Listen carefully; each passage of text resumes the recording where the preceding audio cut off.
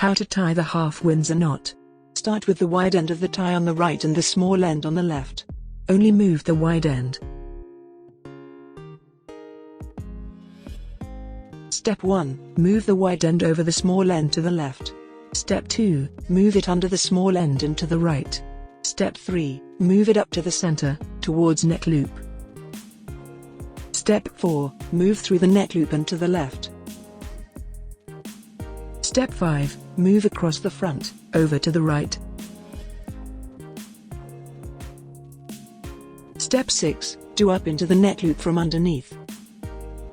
Step 7. Move down through the loop you've just created in the front.